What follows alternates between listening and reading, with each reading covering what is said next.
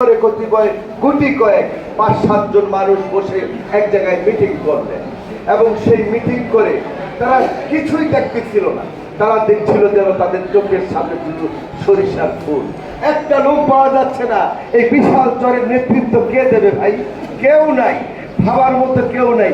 আচ্ছা ভাই, মোরগের সাউডি এ যদি বুড়ে বড়টা মরিয়া যায় তাহলে বাচ্চাগুলোর অবস্থা কি হয় ভাই? ছাপায়া সিলে খায়াল হয়ে যায় না গা? তাইলে কাঁচিকাড়ার থেকে নলমুড়ি পর্যন্ত এটা তো বড় বিশাল চর এলাকা। সেই চর এলাকাটা তখন নেতৃত্বের হালকে ধরে এই চিন্তাটা ভাবনা যারা করেছিল অনেকেই প্রয়াত হয়েছে।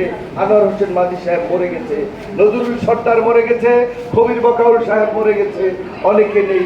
কিন্তু আমাদের মাঝে বর্ষিয়ান একটি বটবৃক্ষ, একটা ছায়ার মতো একটা বটবৃক্ষ, যিনি এই চরাঞ্চল নির্মাণের জন্য স্বপ্ন দেখেছিলেন, সেই মানুষটি হচ্ছে দেলোয়ার হোসেন মাঝি। আর তিনি আমাদের এই ইউনিয়নের আপনাদের সভাপতি হয়ে আপনাদেরকে এই বাচ্চাকে যখন দেয় এইভাবে দিয়ে আমাদেরকে রাখতেছে।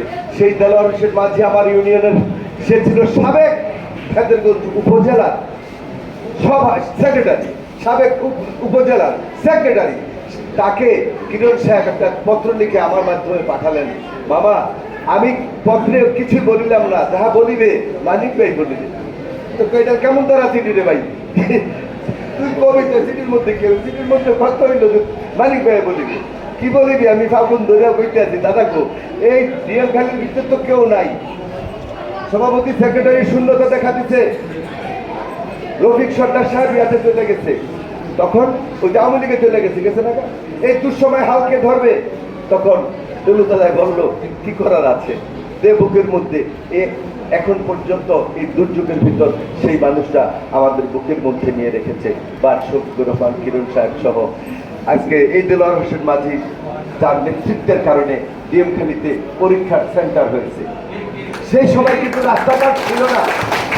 এই দেশের মানুষ সবার যাইতে হইতো বেতরগঞ্জে নাকি? সেই সময়ের কথা যখন সাঁকো পার হইতেন, যখন নদী নালা দিয়া খেয়া পার হইতেন, তাইলে ডিএমখালিতে পরীক্ষার সেন্টারটা করছে কি? কিরণ সাহেব করছে, ঠিক আছে, করাইছে কি? সেইটা দেলোয়ার হোসেন মাঝি। এবং টেবিল চাপড়ায়া এই প্রথম শফিপুরের মাটিতে কলেজ নির্মাণ করার জন্য উদ্যোগ নিয়েছিল কে? এই কাছে বসা বটবৃক্ষটা।